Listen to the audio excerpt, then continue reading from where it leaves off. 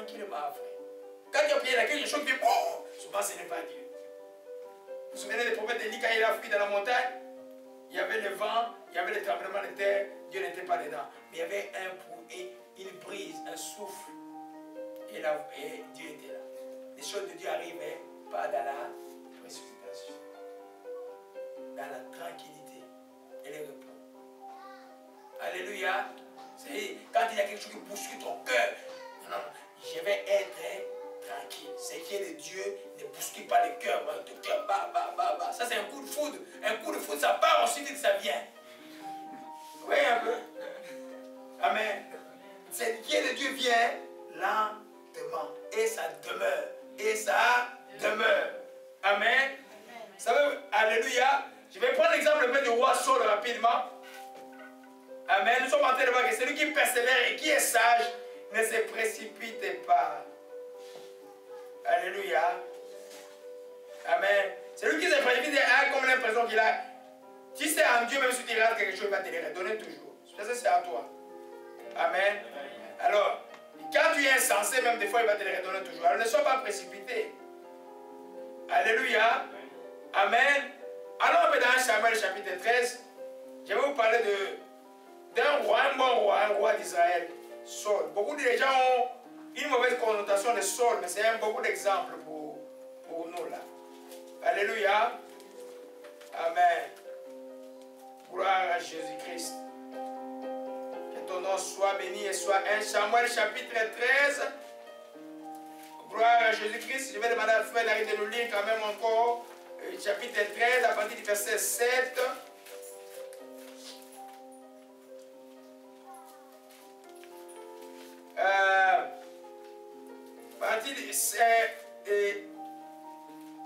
J'explique juste les contextes. Hein? Donc, Saul venait d'arriver, venait d'être roi, et puis son premier combat était là. Les Philistins étaient là en masse, ils étaient une multitude. Alléluia. Et puis, Samuel a dit, je vais venir offrir à Dieu l'holocauste avant de commencer le combat. Parce qu'on ne faisait pas de combat avant d'offrir quelque chose à Dieu. Même aujourd'hui, quand vous priez, qui va déjà dire, il faut toujours rendre grâce avant. Amen. Alors, mais les prophètes se faisaient attendre. Alléluia. Ils se faisaient attendre tellement que l'ennemi était en train de presser pour lui dire, moi-même aussi je vais offrir. Hein. L'holocauste était la première qui lui a coûté la royauté. Allez-y. Le frère Dari, à partir du verset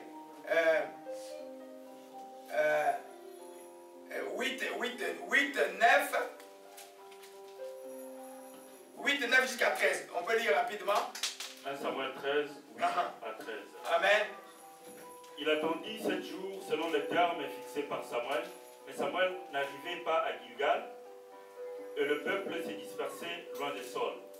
Alors Saul dit, amenez-moi l'holocauste et les sacrifices d'action, des grâces, et il offrit l'holocauste. Comme il achevait d'offrir l'holocauste, voici Samuel arriva, et Saul sortit au-devant de lui pour le saluer. Samuel dit, qu'as-tu fait, Saul?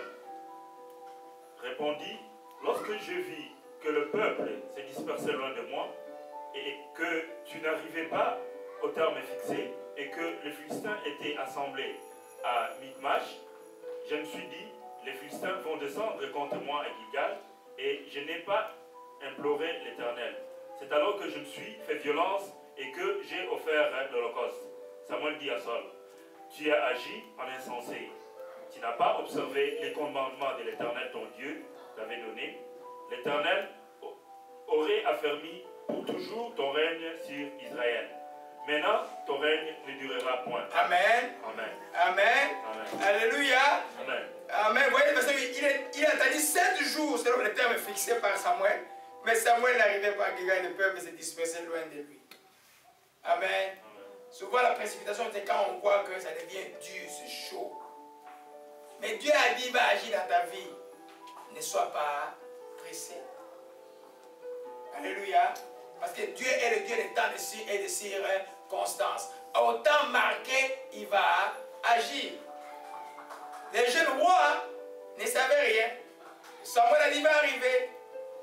Amen. C'est pourquoi il te dit à la fin de la prière, ne soyez pas précipité. Souvent, le Saint-Esprit agit quand vous voyez un peu, les temps fixés, normalement. était passé. Mais Samuel était à qui va autre chose. Dieu en fait voulait prouver comment il pouvait attendre. Mais quand il est arrivé, il dit non, non, non, mais l'ennemi vient, le peuple s'enfuit, parce que le peuple voulait voir qu'on offre le cause, il a la force et puis il a au combat. Samuel lui dit, donne-moi, hein, je vais offrir. C'est dangereux ça. Amen. Pour ceux qui sont dans les ministères, c'est pourquoi Paul dit de rester dans les limites de ce que Dieu vous a assigné. Amen. Samuel était qui? Juste une question pour prouver encore votre connaissance. Mais le prophète, pourquoi il a offert des sacrifices? Pourquoi il était le premier juge aussi. Amen. Alléluia. Juste pour votre formation, Samuel était juge d'Israël. Excuse. Il était prophète. Mais il était sacrificateur. Pourquoi?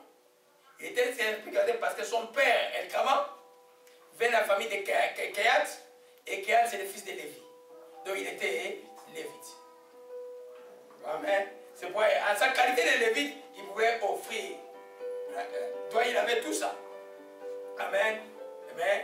C'est en qualité de lévite. De Kéatite, qui est lévite, qui agissait comme sacrificateur. Sinon, il ne pouvait pas. Saul qui est Benjamin, s'il n'avait pas été Benjamin, il aurait pu le faire, non? Parce que ça aurait pu être accepté. Ah, mais ça dépend, je ne sais pas. Amen.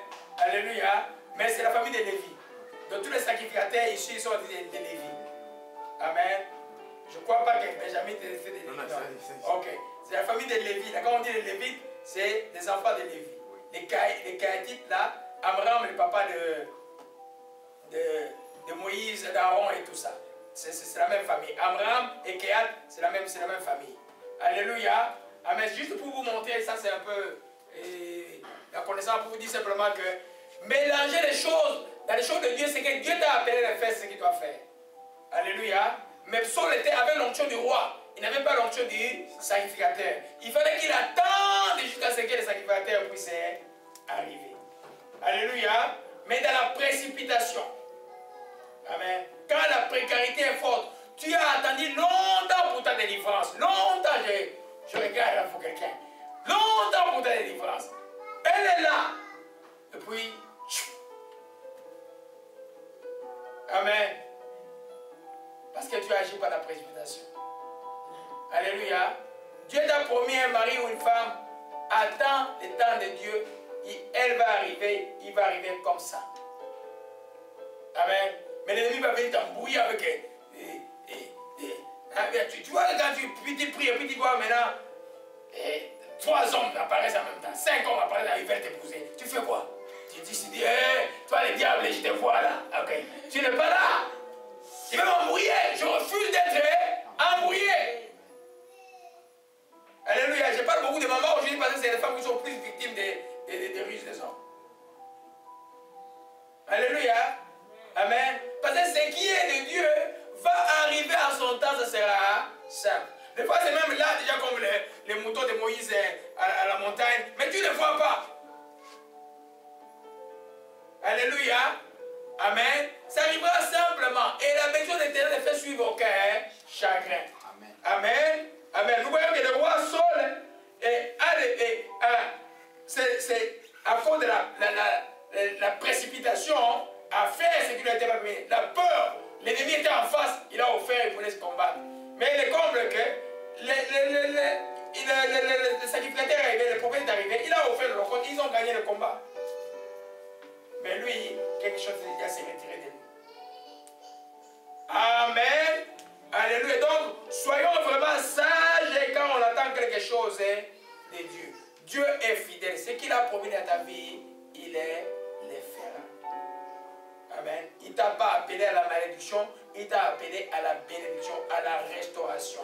Tu vas récupérer complètement tout ce que l'ennemi t'a volé dans ta vie. Toi, sois persévérant et sois sage. Alléluia. Des fois, quand vous allez conseiller des gens, il y a des gens qui, si tu dois conseiller quelqu'un, tu dois avoir de l'autorité spirituelle pour conseiller la personne. Sinon, la personne va t'influencer. Il y a de tes amis qui a des problèmes dans son foyer, elle-même a causé des troubles dans le foyer. Toi, tu veux t'intéresser en conseiller là-bas. ces plaintes vont finir par t'envenimer. Alléluia. Amen. Amen. La sixième chose que nous terminons par là, celui qui persévère et qui est sage ne se plaint pas. Amen. Tu attends une promesse de Dieu et puis dis, oh où est Dieu maintenant? Ah, depuis que nous sommes là, nous ne voyons rien. Amen. Tu commences à te plaindre. Et le soir tu pries, tu pries. À midi tu te plains. Le soir tu pries, tu pries. À midi tu te plains. Tu es fait du surplace. Tu n'es pas sage. Amen. Quand tu persévères par rapport à une promesse et que tu as, c'est que Dieu t'a dit par exemple que tu vas être enceinte, tu vas être calme. Tu vas persévérer par rapport à ça là. Tu ne te plaindras pas et puis tu n'en diras pas des enfants autour de toi. Tu vas être tranquille. Tu sais que cela va arriver. Dieu, je veux que nous voyons que Dieu c'est un Dieu de miracles. Il rend l'impossible possible. Alléluia. Amen. Amen. Amen. J'ai oublié ma fille, elle m'a beaucoup parlé déjà la nuit aujourd'hui là. Mais j'ai oublié, je vois qu'il y a deux ici là. Amen. Alléluia. Amen. Les enfants d'Israël, vous savez, quand ils ont quitté le pays d'Égypte. Amen. Ils arrivent, mais à la montagne, Moïse va dans Exode 14, on va voir ça. Moïse monte sur la montagne pour chercher les étapes. Ils ont attendu longtemps. Ils disent, mais c'est Moïse qu'ils ont amené ici. On ne sait pas s'il va revenir. Ils ont commencé à murmurer. Ils ont fait quoi? Un vent d'or pour eux. Et c'était la provocation. Alléluia. Partout où il y a murmure, il n'y a pas de foi. Or, la persévérance, c'est la foi de tous les jours. Amen. Quand il dit qu'il t'a demandé quelque chose, il déjà te demande comment ça va? Ça va bien. Et toi, dis comme ça, tu ne vas pas te marier. Eh, c'est déjà arrivé par la grâce de Dieu, tu le verras. Quand Dieu est vivant. Tu dis, ils vont rire de toi une fois, et mais ils vont le voir. Amen. Toi, tu dis, oh, mais pourquoi tu me dis ça? Oh, non, non. Hein? Et toi, tu attends. Mais ton âge avance, et puis il n'y a rien qui se fait. Ça va se faire au nom de Jésus-Christ. Ça va se faire au nom de Jésus-Christ. Et ce que Dieu donne est bon. Alléluia. Amen. Amen. Donc, alors dans Jacques 5, verset 9 à 10, 9 à 11. Gloire à Jésus-Christ.